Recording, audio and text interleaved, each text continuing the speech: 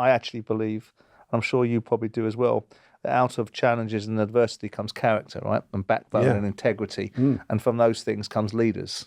The thing that follows you and follows you repeatedly, and I don't know, honestly, how fair it is at times, but there's a common denominator, and it's you, and it's reverberated at a number of football clubs, which is this characterization of the brand of football that you play.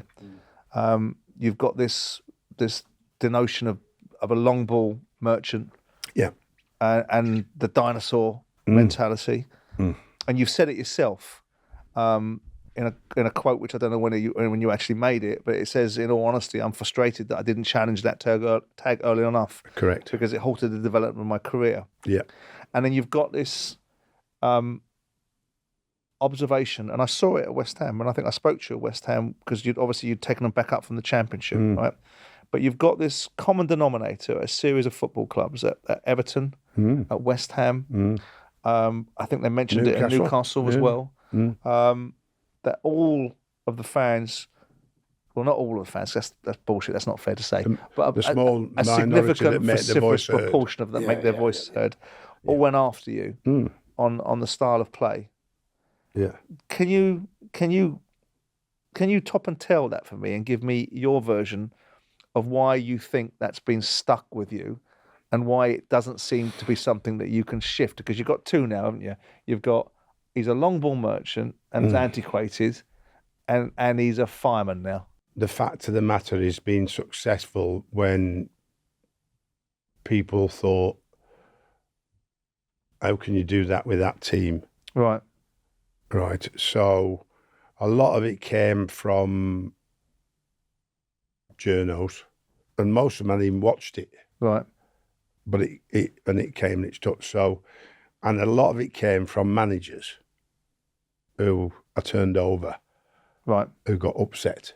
Yeah, we'll get on to Wenger in a minute. You know what I mean? Yeah. You know, so that's where, so when it was promoted by the manager after the game, the press would love it, and that's where I should have shot it down. But the fans are buying into it, aren't they? I mean, there must be something in it, Sam.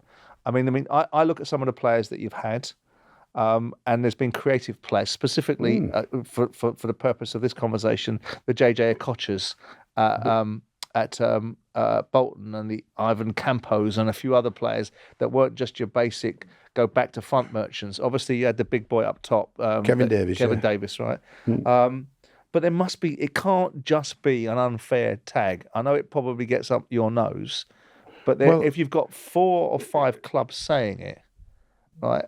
But in the end, though, Simon, Simon, in the end, the Bolton Wanderers side was never that in the end. The last 3 years was some of the purest football you could play. But then move on from Bolton. Nobody move on to Everton and move on to West Ham. Everton was your job is about how good your team is. Yeah. So my job is how good my team is, like you mean. So if you want me to carry on playing like Ronald Koeman, and go concede 28 goals in 8 games, and get relegated, then because you're playing tidy. But that's a different argument, Sam. You know what I mean? But that's a different argument. You'll do that if you get the team, and you look at the team and you say, this team is only good enough to play like this. It's a practical view on getting the best players you've got to play to their strengths in the position and the system that gets you results, right? Now, which I agree with. That cannot be like expansive, the perception now, and it's gone worse now. Right. I mean, the media have made it worse now that no young manager, and I feel really sorry for him, no young manager can perceive to play anything other than tippy tappy. Right. And it's some of the worst football I've seen in my life. Some of the most boring football I've seen in my life. The Premier League has suffered from it because everybody, and not only that, it's gone down all the leagues. Right. Managers are getting sacked because they're not playing the right type of football. And what is the right type of football? I think it's winning football, personally. Correct. So do we all, but now it's not. Yeah. It's not winning football. It's obviously playing what everybody perceives to be the right way. And I see more goals conceded by playing out from the back than I ever see. I agree. Than I ever see from anything else. You know. And Manchester City, you know, love you doing it. Because the best defenders at Manchester City are the front six, because they win the ball back more than the back four does, and then go and score. So Thomas Frank, who, if you like, and this is no disrespect to what he does, because I love it, played a long ball against Manchester City away, right? And no one said anything about it? Nobody said, apart from brilliant. Right, because it overcome Man City? And because they couldn't cope. Every ball onto Ivan Toney, knock down, flick on, knock down, flick on, goal. And obviously in between that, there's a lot of really good defending. So in that particular, and it's like, in that particular day, he wants his team to play like that. And that's what you, if you evolve in football, you know, you go to Chelsea and play nobody up front with Crystal Palace and win 2-1. Yeah. Does anybody say that's great tactic? Does anybody say that? You know what I mean? Let me reposition the question. I've never played the same anywhere. Jermaine Defoe up front for Sunderland. Sunderland, yeah. So how did I play long ball? But it's still, so it was never, but it's never, well, it's affected my career, I know that, but it's never affected me doing my management job going forward. It's just, I had to accept many, many years ago, it's never going to change. But is it, well, you can change perceptions, Sam. You can change perceptions, but would it be that your style of management is pragmatic? Yes, all the time. And realistic. Yeah. So if you were having your utopian world, right, with a litany of clubs that you've had, and one of the things that could be said about you sometimes is that you've been in the right place at the wrong time.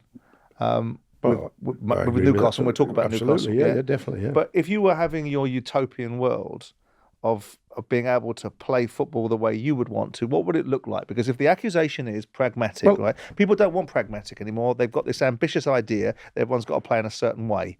And I think the media don't help with that. But I also think we are where we are, right? And that may well be people getting their jobs lost on the back of that bullshit, but it's where we are.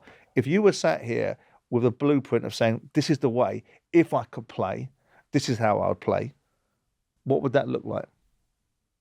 What would it look like? It would look like the way that we're capable of playing with that particular team, like we did at Bolton in the last 3-4 years. Once we got Nicholas and Elka, there was probably the last piece in the jigsaw, and everybody else around him and some of these lads are world class talent, Simon. Of course, they're not better. But isn't it also about enhancing? Everything's relative, isn't it? We used to say, white lads will go through this now, and they used to say, well, we don't need that gaffer now because we know what you want. Yeah. And I'd go, yeah, okay then, that's fine, lads. So off we go. You go. We all know how we can play all each other. So the coaching becomes less, Simon. The quality of the players. Yeah, the better the player, less you have to coach them. And everybody used to say, like when I bought them in the first place, mercenaries, why is he buying them? They've just come for the money. They're too old. Well, most of them are under 30 to start with. And most of them would not want to come and embarrass themselves because of their own personal goals and reputation.